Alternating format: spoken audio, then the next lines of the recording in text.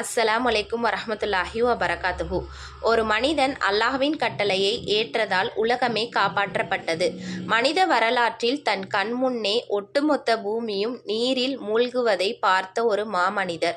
950 ஆண்டுகள் தன் மக்களுக்கு இடைவிடாமல் நல்வழி சொல்லியும் யாரும் கேட்கவில்லையே என்று மனம் உடைந்த ஒரு இறைத்தூதர். ஆனால் தன் சொந்த மனைவியும் தன் கண்களின் மணியான மகனும் தன் எதிரே அழிவதை தடுத்து நிறுத்த முடியாமல் நின்ற ஒரு தந்தையின் வலி உங்களுக்கு தெரியுமா? வரலாற்றின் மிகப்பெரிய சோகமும் அதே நேரத்தில் இறை நம்பிக்கையின் மிகப்பெரிய வெற்றியும் கலந்த கதைதான் நூஹ் அலைஹிஸ்ஸலாம் அவர்களின் வரலாறு. வாருங்கள் இந்த மகத்தான வரலாற்றை விரிவாக பார்ப்போம்.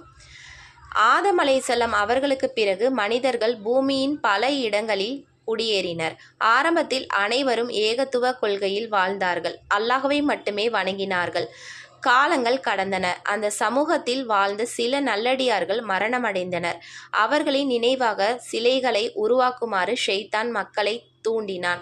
அவர்களை பார்த்தால் உங்களுக்கு நல்ல மனிதர்கள் நினைவுக்கு வருவார்கள், அல்லாஹ்வை அதிகமாக வணங்குவீர்கள் என்று ஏமாற்றினான். மக்களும் அதை ஏற்றுக்கொண்டனர். சில தலைமுறைகள் கடந்த பிறகு அந்த சிலைகள் ஏன் உருவாக்கப்பட்டன என்பது மறக்கப்பட்டது. அப்போது ஷைத்தான் மீண்டும் வந்து, உங்கள் முன்னோர்கள் இந்த சிலைகளை தான் வணங்கினார்கள் என்று பொய் கூறினான். அவ்வாறே மனித குலத்தின் முதல் முறையாக சிலை வழிபாடு தோன்றியது. பூமி முழுவதும் அநீதி, பாவம், அகந்தை பரவியது. அப்போது மனிதர்களை நேர்வழிக்கு கொண்டு வர அல்லாஹ் நூஹ் அலைஹிஸ்ஸலாம் அவர்களை இறைத்தூதராக தேர்ந்தெடுத்தான். நூஹ் அலைஹிஸ்ஸலாம் அவர்கள் தன் மக்களை அல்லாஹுவை மட்டும் வணங்குமாறு அழைத்தார்கள். பகலிலும் அழைத்தார்கள், இரவிலும் அழைத்தார்கள். இரகசியமாகவும் பேசினார்கள், பகிரங்கமாகவும் மக்களிடம் எடுத்துரைத்தார்கள். அல்லாஹ்வின் அருளை பற்றியும் மறுமையின் உண்மையை பற்றியும் நரகத்தின் வேதனையை பற்றியும் தொடர்ந்து நினைவூட்டினார்கள். ஆனால் மக்கள் அவரை கேலி செய்தார்கள். உன்னை பின்பற்றுபவர்கள் ஏழைகளும் சாதாரண மக்களும்தான், நீ எங்களை விட உயர்ந்தவன் அல்ல என்று அவமதித்தார்கள். நூஹ் அலைஹிஸ்ஸலாம் அவர்கள் பேசும்போது தங்கள் காதுகளை விரல்களால் அடைத்து கொண்டார்கள். ஆடைகளால் முகங்களை மூடிக்கொண்டார்கள். உண்மையை ஏற்கவே மறுத்தார்கள். 950 ஆண்டுகள் பொறுமை. சிந்தித்து பாருங்கள், ஒரு மனிதன் எவ்வளவு காலம் ஒரே மக்களுக்கு நல்வழி சொல்ல முடியும்? 1 வருடமா, 10 வருடமா? இல்லை. நூஹ் அலைஹிஸ்ஸலாம் அவர்கள் 950 ஆண்டுகள் தன் மக்களுக்கு பிரச்சாரம் செய்தார்கள். அவ்வளவு நீண்ட காலம் அவர்கள் மக்களை விட்டுவிடவில்லை. மக்கள் அவரை பைத்தியக்காரன் என்று கூறினார்கள், அவரை இகழ்ந்தார்கள், துன்புறுத்தினார்கள், மிரட்டினார்கள். ஆனால் நூஹ் அலைஹிஸ்ஸலாம் அவர்கள் ஒருபோதும் பழிவாங்க நினைக்கவில்லை. தன் மக்களின் நேர்வழிக்காகவே தொடர்ந்து அல்லாஹ்விடம் துவா செய்தார்கள். இறுதியில், என் இறைவா, நான் இரவிலும் பகலிலும் அழைத்தேன், வெளிப்படையாகவும் இரகசியமாகவும் அழைத்தேன், ஆனால் அவர்கள் உண்மையை ஏற்கவில்லை என்று அல்லாஹ்விடம் முறையிட்டார்கள்.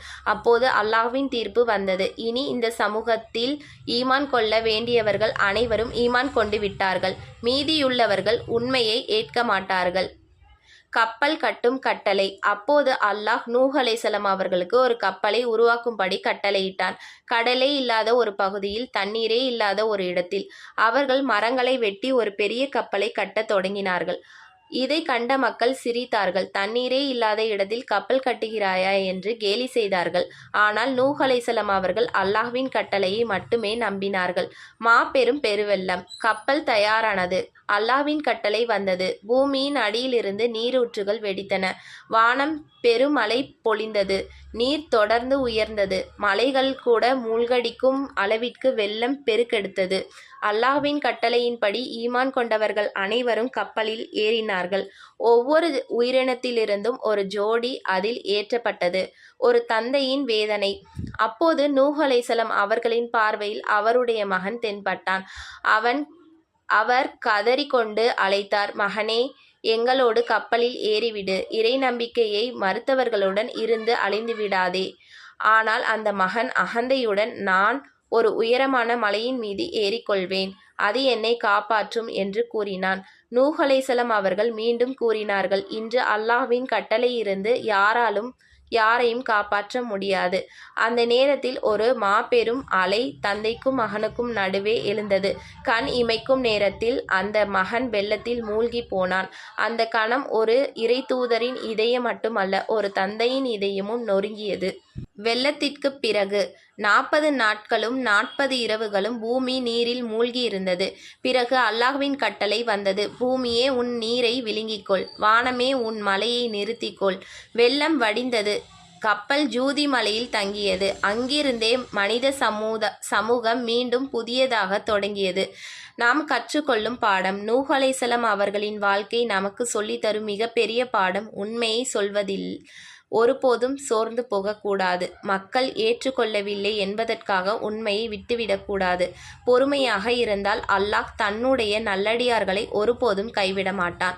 யா அல்லாஹ், நூஹ் அலைஹிஸ்ஸலாம் அவர்களுக்கு நீ வழங்கிய பொறுமையையும் உறுதியையும் உறுதியான ஈமானையும் எங்களுக்கு வழங்குவாயாக. எங்களையும் நேர்வழியில் நிலைத்திருத்துவாயாக. ஆமீன். நெக்ஸ்ட் வீடியோவில் நூஹ் அலைஹிஸ்ஸலாம் அவர்களுக்கு பிறகு மனித சமுதாயத்தை வழிநடத்திய இத்ரீஸ் அலைஹிஸ்ஸலாம் அவர்களின் சுவாரஸ்யமான வரலாற்றை பார்க்கலாம். இந்த வீடியோ உங்களுக்கு பயனுள்ளதாக இருந்தால் லைக் செய்யுங்க. உங்கள் கருத்துக்களை கமெண்டில் பகிருங்க.